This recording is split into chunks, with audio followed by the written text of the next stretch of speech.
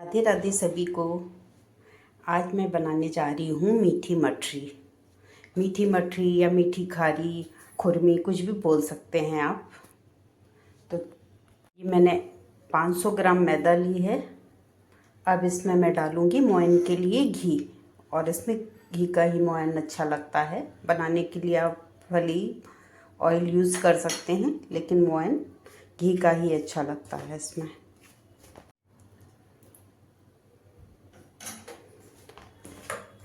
500 ग्राम मैदा में मैंने 3 बड़े चम्मच घी डाल दिया है। इतने घी में आसानी से मुठिया बंध रही है।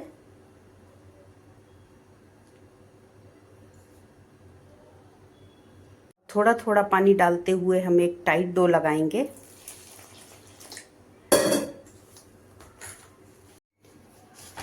मैदे को हमें बहुत चिकना नहीं करना है, बस इतना ही हमें गूंदना है कि आपस में जुड़ जाए।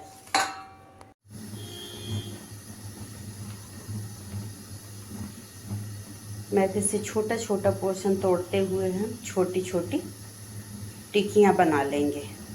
गैस पे हमने एक कढ़ाई चढ़ा दी है और उसमें घी डाल दिया है। घी हमारा गर्म हो गया है। अब हमने जो टिक्कियाँ बना के रखी थी, इनको हम धीरे धीरे कढ़ाई में डालेंगे, स्लो टू मीडियम गैस पे। इन टिक्कियों को हमने बहुत चिकना नहीं किया है, तो ये अंदर तक क्रिस्पी हो जाएंगी। अगर हम चिकना कर देंगे तो अंदर परत नहीं बनेगी इसमें, इसलिए हमने बहुत चिकना नहीं किया है। आप देख सकते हैं इनको। जब ये मठरियाँ एक साइड से थोड़ा सिक गई हैं, तो ये खुद से ही ऊपर आ गई हैं। अब हम इनको पलट देंगे। अगर हम इन्हें पहले पलट देते तो ये टूट जाती, क्योंकि इनमें मोयन काफ़ी ज़्यादा है और ये बहुत सॉफ्ट हैं अभी। तो इसलिए जब एक तरफ सिक जाएं, हम तभी इनको दूसरी साइड से पलटें। देखिए इनकी सारी परतें खुल गई हैं अंदर से।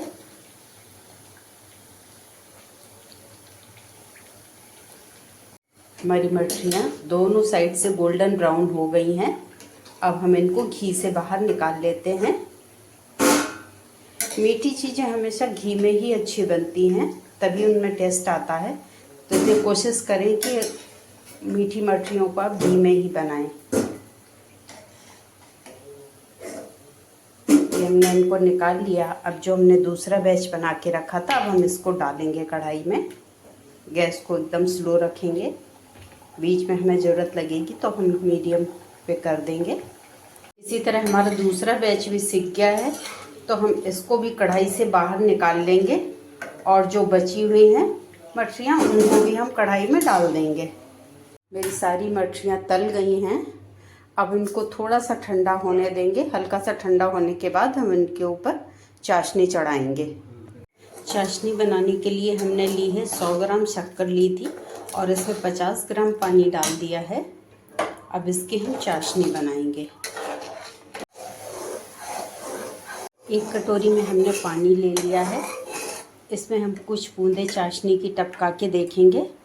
अगर हमारी चाशनी जमने लगी है तो इसका मतलब अब चढ़ाने के लिए चाशनी तैयार है मठरी में, और ये जमने लगी हल्की हल्की। इससे ज़्यादा में नहीं करना है, नहीं तो चाशनी बहुत कड़क हो जाएगी। अब हम इसमें 2 बार में मठरियों को चाशनी चढ़ाएंगे। पहले हम एक बार में डाल के निकाल लेंगे। इन पे चाशनी हल्की सी चढ़ जाएगी तो हम इनको कढ़ाई से बाहर निकाल लेंगे। इसके बाद हम दूसरे बैच को भी हम इसके बाद डाल देंगे।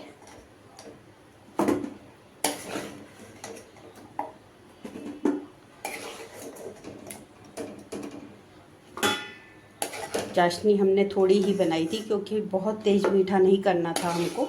बस हल्की चाशनी चढ़ जाए इतना ही रखनी थी हमें। अब ये बची हुई मठरी भी हम इसमें ही डाल देते हैं, और इन पे भी चाशनी चढ़ा देंगे। सारी मठरियों पे चाशनी हो गई है। अब हम इसे धीरे धीरे अलग करते रहेंगे, नहीं तो ये आपस में चिपक जाएंगी। और जब तक ये बिल्कुल ठंडी ना हो जाए, तब तक हमें इन्हें हल्के हाथ से अलग करते रहना है, नहीं तो सारी एक में ही चिपक जाएंगी।